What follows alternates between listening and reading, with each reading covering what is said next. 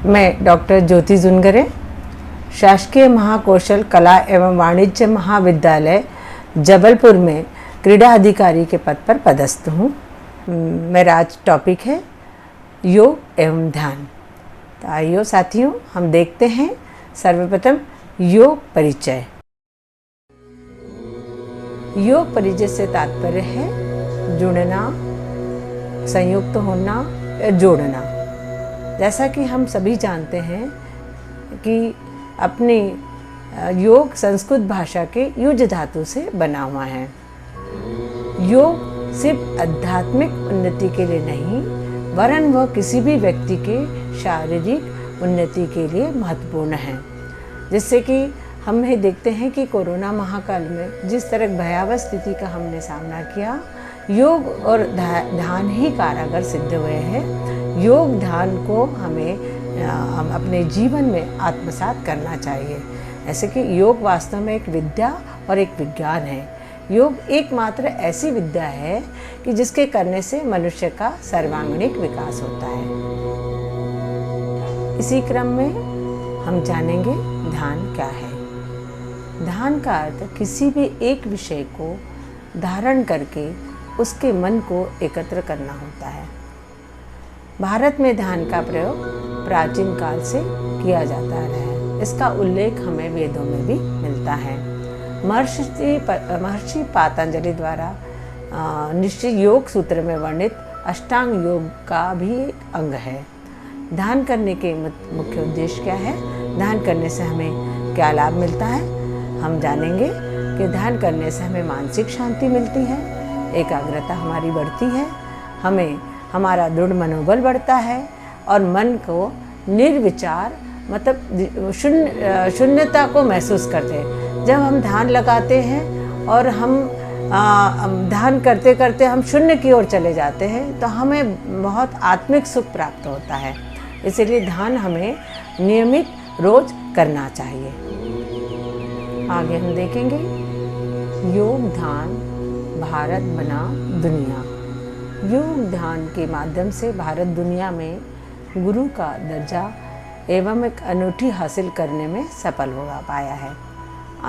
आज कई मानसिक समस्याओं से घिरा हुआ है, जिससे कि दूर करने के लिए योग सबसे अच्छा माध्यम है। जून 2020 में इस साल छठे अंतर्राष्ट्रीय योग दिवस का फोकस कोरोना वायरस महामारी के चलते घर पर रहकर परिवार के साथ योग करने पर केंद्रित था। साथियों, हम देखते हैं कि अभी हम जिस सेकंड जो दौर कोरोना का गुजरा, जिस तरह के भयावह स्थिति थी, उस समय हमने देखा कि योग और ध्यान से ही लोग इसमें निजात पा सके हैं। क्योंकि वो दौर ऐसा था कि हम जिनकी इम्यूनिटी कमज़ोर थी वो नहीं बच पाए, जिसकी इम्यूनिटी स्ट्रांग थी वो बच पाया।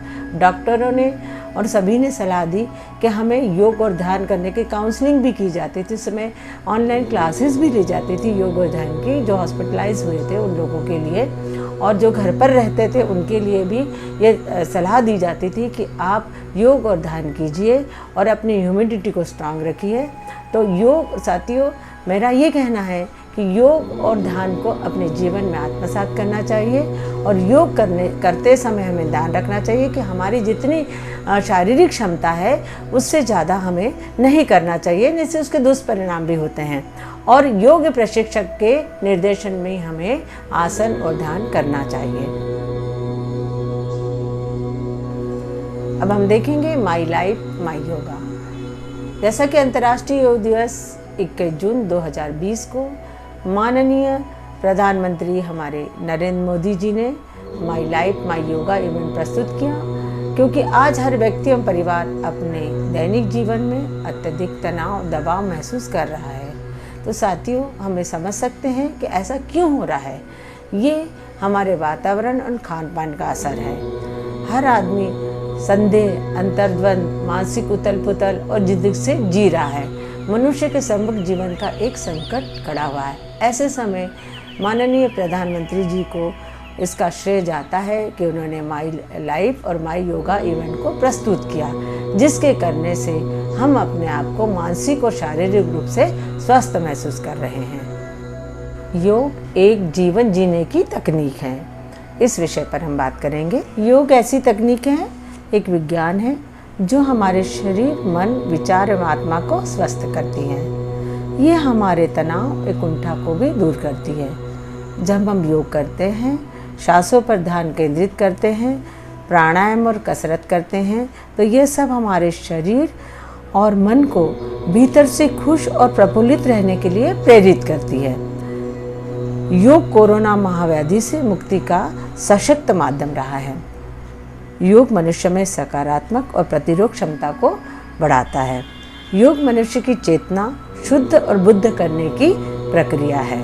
यह जीवन में संतुलन स्थापित करने का साधन है। ऐसा हमको प्रतीत होता है कि योग द्वारा हम अपने आप को स्वस्थ रह सकते हैं। और योग करने के भी बहुत सारे तरीके हैं। मतलब योग कैसा किया जाना चाहिए, कब किया जाना चाहिए और किनको नहीं करना चाहिए, ये सारी चीज़ें हमें मालूम होना चाहिए। इसीलिए हमको योग करने से पहले हमें किसी योग प्रशिक्षक के मार्गदर्शन में ही योग करना चाहिए। अब हम देखते हैं तंत्रिका तंत्र को नियंत्रित करता है योग और ध्यान। सन 2000 में अमेरिका में योग और ध्यान का सूजन और तंत्रिका तंत्र के नियंत्रण पर प्रभाव का अध्ययन किया गया। इसमें पाया कि लगातार योग ध्यान से तंत्रिका तंत्र परिसर, केंद्रीय और परिधेय तंत्रिका तंत्र के एक प्रमुख घटना की उत्तेजना के माध्यम से नियंत्रण में लाया जा सकता है। तंत्रिका तंत्र को सक्रिय बनाकर बीमारियां दूर करता है। जैसा कि चित्र से स्पष्ट है कि तंत्रिकाएं शरीर के हर हिस्से को जोड़ती हैं। शरीर के सही संचालन के लिए जरूरी है कि तंत्रिकाएं सही तरह से काम करें। यह संरचना मनोसामाजिक तनाव की प्रक्रिया को भी नियंत्रित करती है।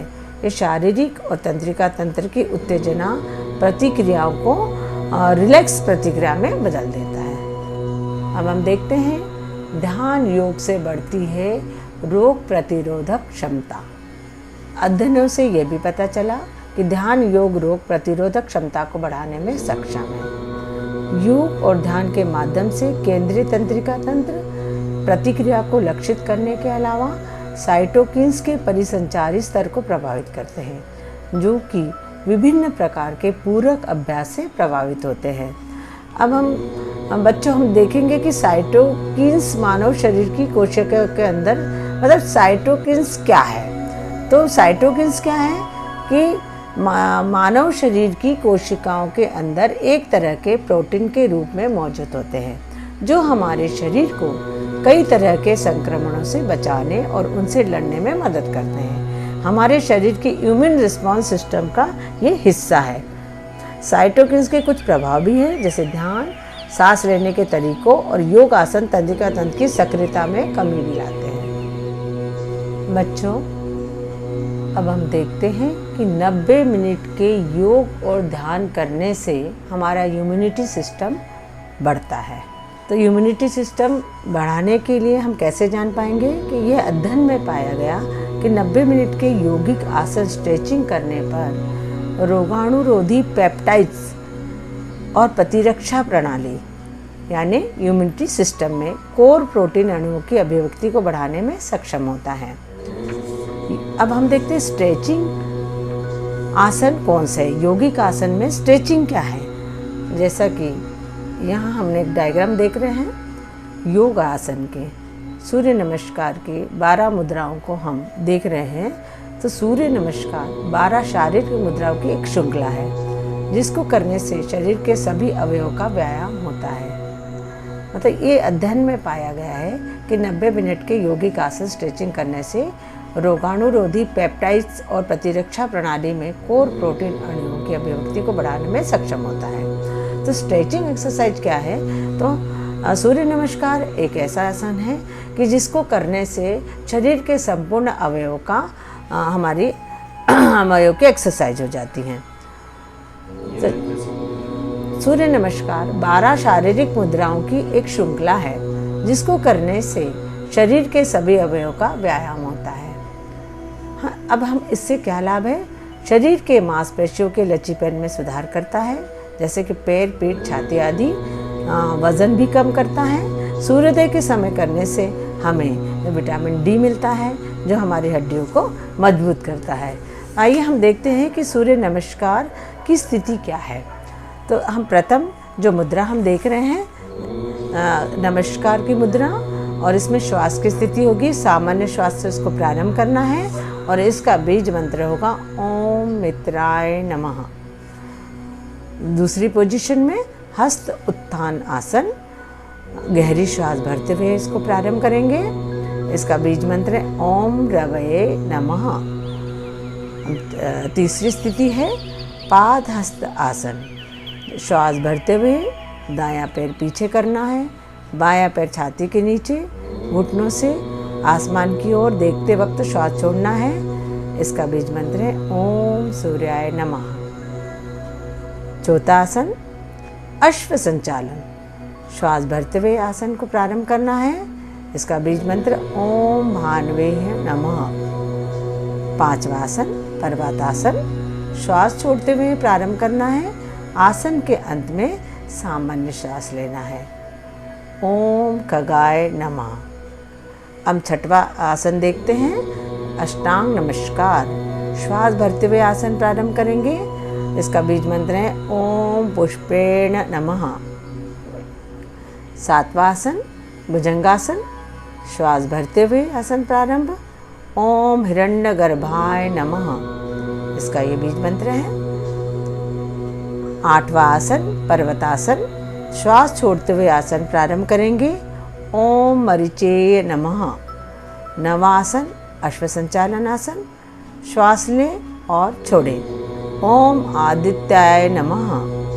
10वां आसन पाद हस्त आसन, श्वास भरते हुए आसन प्रारंभ करेंगे।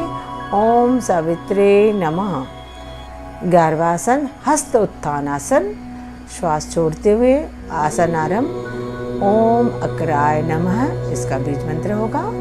और 12वां आसन फिर से नमस्कार की मुद्रा, श्वास भरते हुए आसन प्रारंभ, ओम भास्कराय नमः। इस तरह से जैसे सूर्य नमस्कार की मुद्राएं हुई, और इसके करने से हमें लाभों के बारे में हमने जान लिया है कि 12 शारीरिक मुद्राओं के करने से हमें शरीर के सभी अवयवों का व्यायाम करना होता है। भले आप और आसन और प्राणायाम करो ना करो, यदि सूर्य नमस्कार भी करते हैं तो हमारे शारीरिक रूप से हमें स्वस्थ रहने के लिए बहुत लाभदायक सिद्ध हुए। बच्चों, आपने अनुशासन और ध्यान में रहकर इस लेक्चर को सुना।